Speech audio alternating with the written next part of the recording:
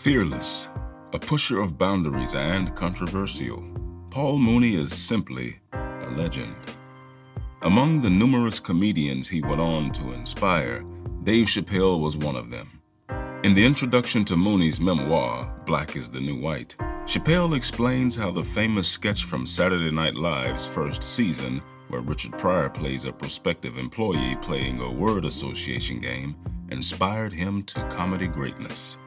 Chappelle looked up to Richard Pryor as a stand-up comedy god, but then he discovered that it was a man called Paul Mooney behind many of Pryor's jokes, in addition to the sketch on Saturday Night Live.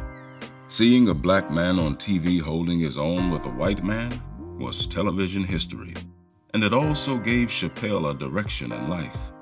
Paul Mooney would never become as famous as the people he wrote for, which a short list includes Red Fox, Eddie Murphy, and Chappelle. But self-assured, true to himself, and ruthless in his comedy, he nevertheless became a force to be reckoned with. As we mark our first year of House of Words, we decided to explore the comedic stylings of someone special, someone who told countless truths within his jokes, someone who didn't care about offending as long as he got real, someone who was fearless. Welcome to House of Words, a podcast about writers, the controversial, and the thought-provoking. I'm your host, Jason Nemore Harden, and today we're exploring the career and life of the late, great Paul Mooney through three of his most famous and career-defining moments.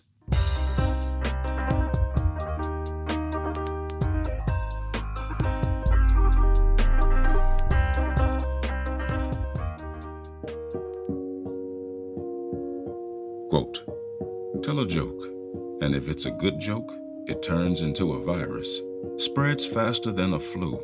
If there actually ever is a real killer joke, we'll all be dead. It'll hit us quicker than a jab from Ali's right hand." End quote.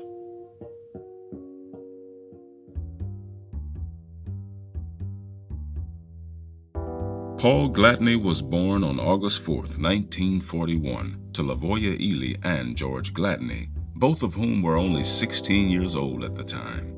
His life would be tumultuous even before coming out of the womb.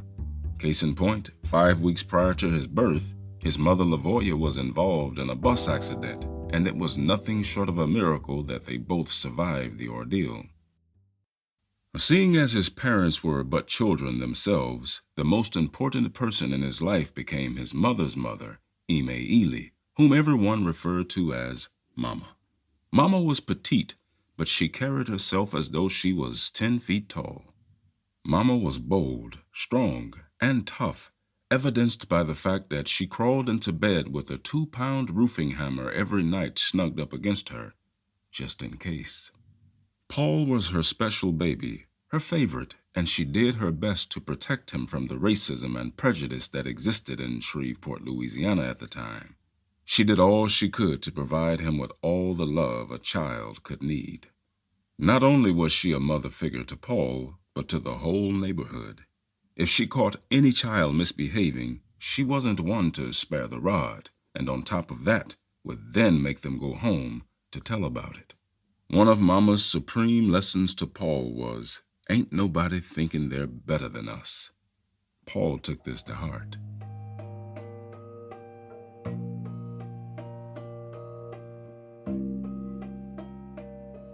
The first time he hears the word nigger, a word he was never shy about using, is from the neighbor's parrot, Feathers, who repeats the word, the only word it knows, all day long.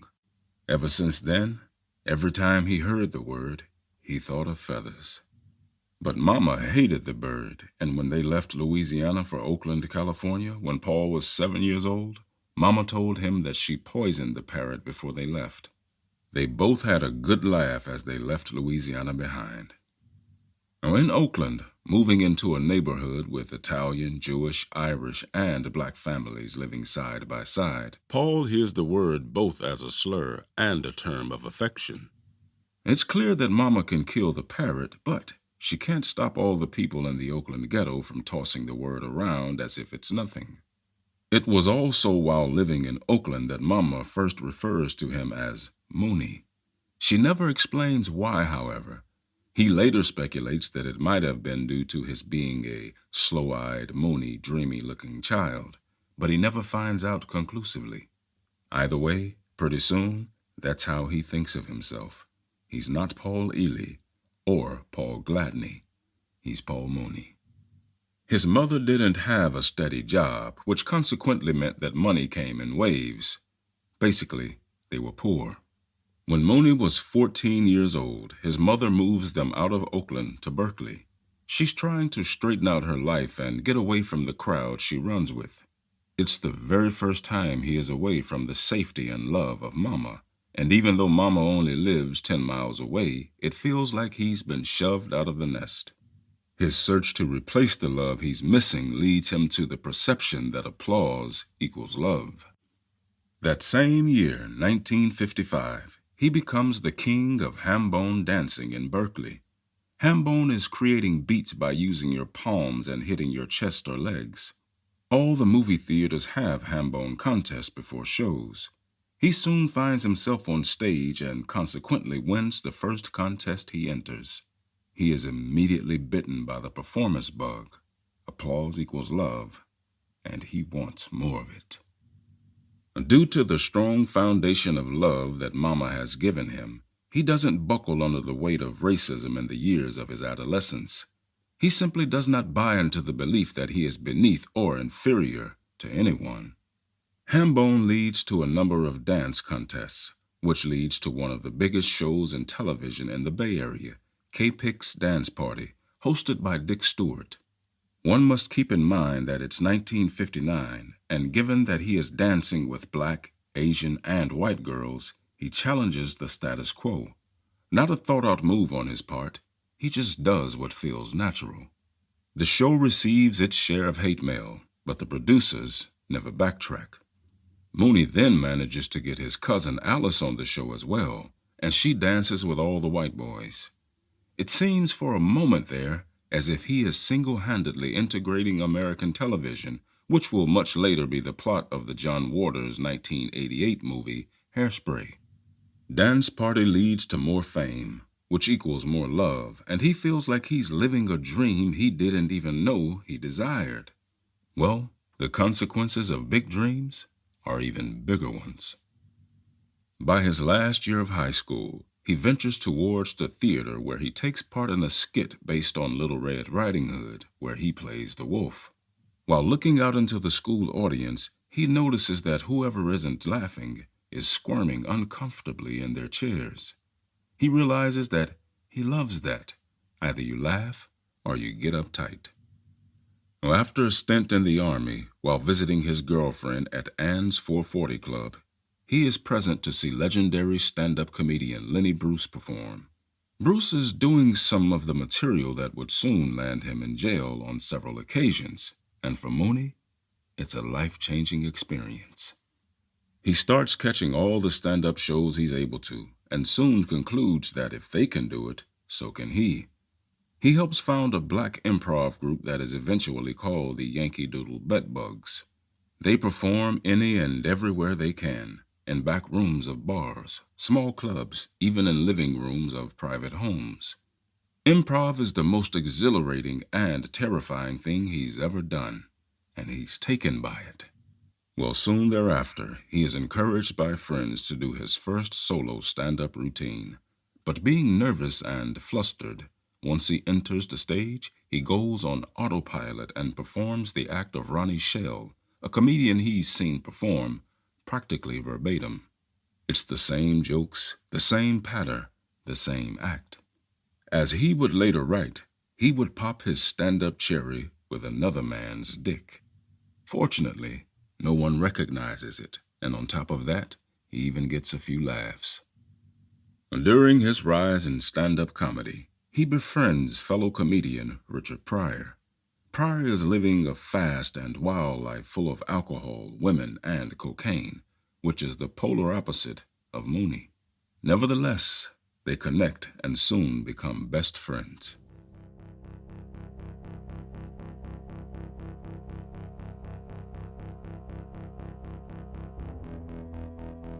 It is in 1970 that Paul Mooney is born as a true stand-up comedian on the stage of Joan Rivers' club, Ye Little Club in Beverly Hills. He kicks off his act by talking about what he finds funniest, which is race. Being born as a comedian, similar to birthing a child, it is far from a pretty spectacle, and he doesn't get the response he hoped for. Joan Rivers, however, understands what he's going for and has him back again and again, allowing him to test out his routine, seeing what works and what doesn't. And when on stage, he watches the audience like a hawk, analyzing little ticks, tells, and reactions they don't even know they're having. He studies them, not missing a thing. He pushes his jokes, making people often get up and leave. He finds enjoyment in pushing it too far. This is how he finds his first true audience, black people and brave white people. Quote, I think about never losing my voice, never giving in, never selling out, always keeping black, always sticking to the street, staying neighborhood, not Hollywood. End quote.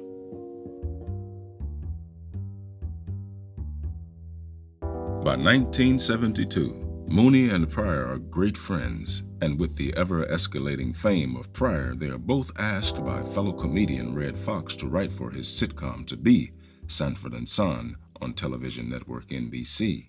Fox wants black writers for it.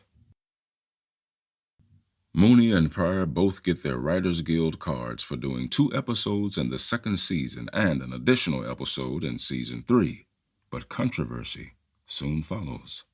Fred Sanford, Legal Eagle, the 53rd episode of Sanford and Son and the 15th episode of the 3rd season, would air on January 11th, 1974.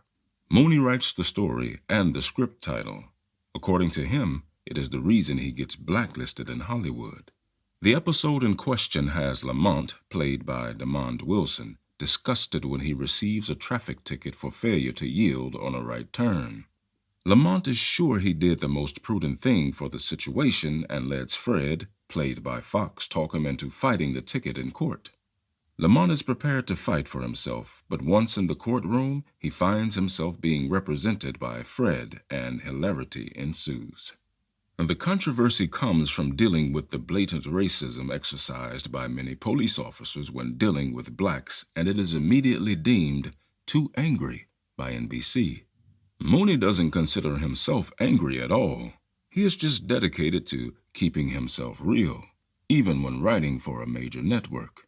In an earlier scene of the episode, Fred Sanford tells his son Lamont that if he had a green light, like he claims he did, he couldn't get a ticket. Lamont replies that you very much can get a ticket for running a green light if the light is green and you're black and the cop is white. Fred then tells Lamont that if that is the case, he needs to fight it. Lamont tells his father that it's ridiculous, that you can't win a case like that. Fred then returns by saying that he's not being ridiculous, saying, quote, you get a ticket from a white cop in a blue uniform in a black neighborhood. It makes you so mad that you're seeing red, but you ain't going to fight it because you're too yellow. Now what are you, a man or a box of crayons?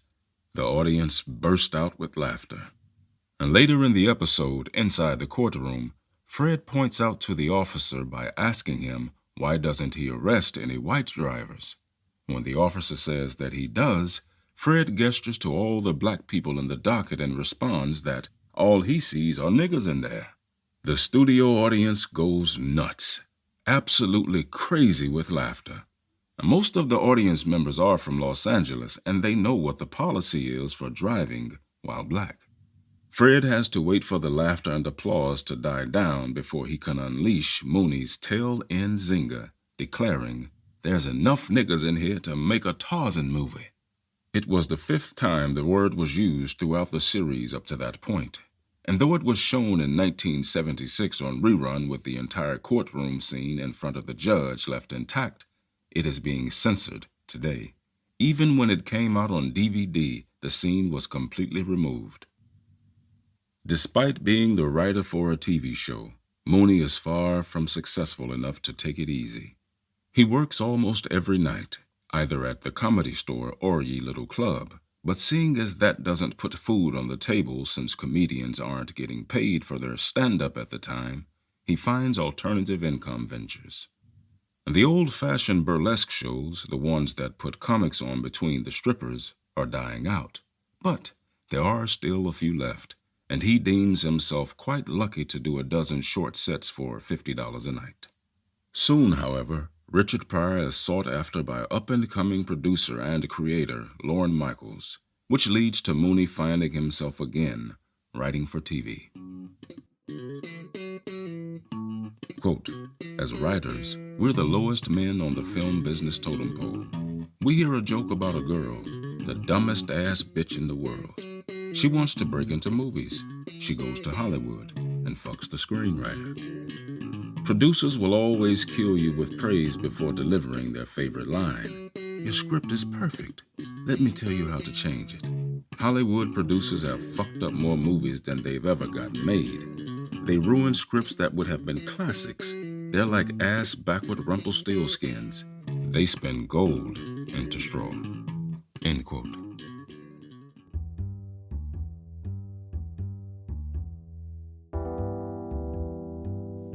It's 1975, and Lorne Michaels, who will become one of the most famous television producers in the world in just a few years, wants Richard Pryor on the inaugural season of his next creation, Saturday Night Live. John Belushi, Chevy Chase, Gilda Radner, and Dan Aykroyd aren't household names yet, and Michaels thinks Richard Pryor is what he needs. Mooney explains it very elegantly in his book. Lorne Michaels needs Pryor, and Richard Pryor wants Paul Mooney. Without Mooney, Lorne Michaels can't have Richard Pryor. Richard plays hard to get. He doesn't particularly care for Lorne Michaels, but in the end, he agrees to join the cast. This is how Paul Mooney becomes part of the deal and gets behind the typewriter again. Saturday Night Live is on NBC, and the executive producers aren't accustomed to dealing with black writers, especially not black writers with power and leverage. They have a meeting with Mooney where they ask questions, trying to understand his sense of humor and his ideas for sketches. They ask more questions, and then even more questions. Now, a few years earlier, Pryor had told Mooney how he was starting to see horns and forked tongues on all the producers he was in contact with. Mooney thought it might have been visual illusions brought on by all the drugs Pryor was taking. But now, surrounded by them, watching them smile, answering their barrage of questions, he also sees the horns and the forked tongues. The set for the show is barely a few steps above a drug house. Weed, heroin, pills, and Pryor's favorite, cocaine, run freely. Richard doesn't develop particularly close ties with any cast members from the show except John Belushi, whom also loves cocaine. Though Pryor seems to be finding his place, or at least dealing with the show because of the drugs it provides in addition to a paycheck, Mooney is butting heads with Lorne Michaels and NBC executives who do not understand his sense of humor. As a reaction to this, he writes what will become one of the most famous sketches in SNL history. And the sketch is known by numerous names, word association being the most prevalent, but also racist word association interview, racist word association, and dead honky. The role played by Chevy Chase is the boss, interviewing Pryor's character for a janitor's position. Chase's character suggests that they do some word association in order to see how good a fit Pryor's character would be for employment. And starting with colors, it soon turns to increasingly more offensive anti-black racial slurs, climaxing with Chase saying, "spade," to which Pryor says, "honky honky." Chase's character then ups it by saying nigger, to which Pryor angrily spits, "dead honky." Chase's character, becoming frightened, offers Pryor's character the job. The sketch is shot in front of a live studio audience and shown on December 13, 1975, in real time. The audience reacts with gasps and hollers and panicked laughter. In other words, the bit kills. By basing it on his own experience at the meeting with Michaels and the NBC execs, it's the easiest sketch he's ever written. It becomes a fan favorite. Don Cheadle, Keegan-Michael Key, and Albert Brooks all cite the sketch as their favorite, and in 2014, Rolling Stone ranks the sketch number 10 in their list of the 50 greatest Saturday Night Live sketches of all time. In addition to this, the sketch has been cited in academic works on racism. The piece opens doors for both Pryor and Mooney, but the experience with NBC is far from liberating, and Mooney chooses to continue focusing on stand-up comedy. Quote, "I love jokes. I love gags. I love punchlines. That's who I am. I know this puts me totally out of step with the times. Every stand-up comic in the universe nowadays runs away from jokes like they are the Black Plague. Why was the plague black? Didn't it kill mostly white people? Shouldn't it be called the White Plague? Jokes are old-fashioned. Comics do situations now. But I love jokes because they are street." End quote. And before his biggest success finds him, Mooney's son Simeon is shot and killed in 2001. The kid who shoots him, somebody he knows and hangs out with, later drives to Las Vegas, checks himself into a hotel, and commits suicide. The incident is pure torture, and the whole Mooney family is emotionally wrecked by it. Mooney takes comfort in that his dear mama died a year earlier in 2000 and doesn't have to suffer through losing her great-grandson. It seems like he's surrounded by death. Nothing feels funny. It's the most difficult time in his career. But he has to work. He has a family to support, and though he doesn't want to, he picks up the microphone and does his routines. Fortunately, things take a positive turn when in 2003, Dave Chappelle invites him to join the cast of the new sketch show he is creating in collaboration with Comedy Central. It's got an informal, just friends hanging out at a party vibe with a familiar edge to it. Mooney has seen Chappelle around, and he likes him. He recognizes that he's a smart and funny black man, which are all the qualities he likes in his comedians. It is also these same qualities that will surely make it hard for him to find his place in Hollywood. Now, Chappelle, for his part, has put together an ensemble that includes Charlie Murphy, Bill Burr, and Donnell Rawlings, among others. When Dave asks Mooney to write for him, Mooney is hesitant. He likes the kid, but still he lays out his conditions for agreeing to be a part of the show right away. "I've been in this business too long," Mooney tells Chappelle. "I can't get into another bullshit situation where I have producers and executives picking apart my shit." Dave gives his word that no execs will mess with his stuff, and thus Paul Mooney agrees to join. Paul writes a sketch inspired by Nostradamus. He figures that, since white people have the alleged foreseer of the future Nostradamus, he will create a black version of him. He will be called Negrodamus and give a very different prediction of the future. Dressed up in a tricked-out burgundy top hat, a French beard, and a doublet, he takes controversial questions from the audience and replies with equally controversial answers. Making fun of people such as Michael Jackson, George Bush, Rosie O'Donnell, and Star Jones, it's clear that nothing is off topic. Mooney will later praise Chappelle for accomplishing the very difficult feat of running interference between him and the Comedy Central execs behind the show. Chappelle keeps his word. No one messes with Paul Mooney's sketches and ideas. After the airing of Negrodamus, Mooney is recognized more by this character than any other.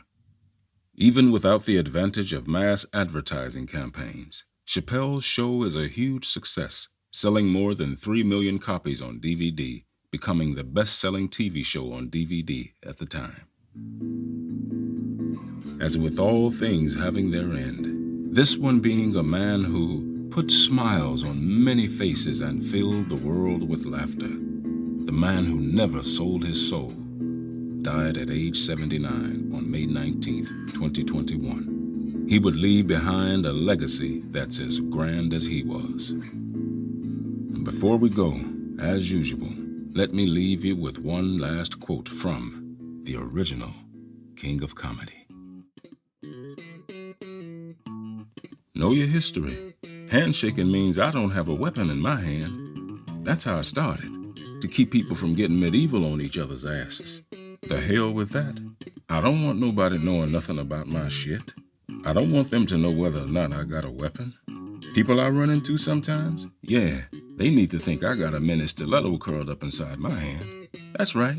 Or a tiny Abraham Lincoln killing style Derringer. Or some pepper spray shit. You know what I mean? Fist bump now. Don't give me no white man's handshake. Fist bump. End quote.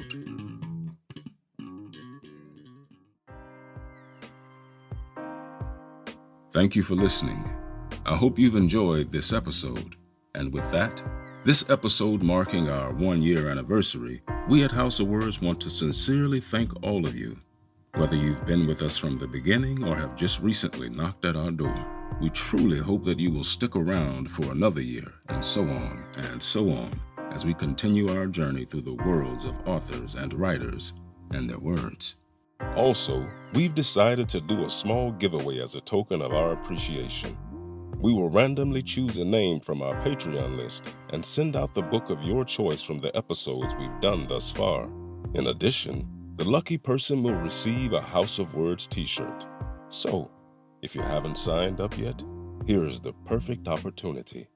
Maybe you will be the lucky winner. If not, you're still and always will be a winner in our book. No pun intended. Once again, I have been your host, Jason Nemore Hardin. Please continue to spread the word and help in any way you can to make this show easier to produce by contributing on our Patreon page at patreon.com/House of Words. Until next time, keep turning those pages.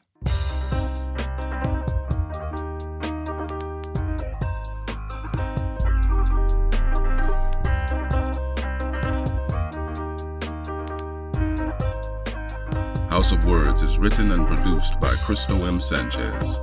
Narrated and written by me, Jason Nemore Hardin. And music by Creature 9 and Wood. All rights and ownership belong to Crystal M. Sanchez and Jason Nemore Hardin.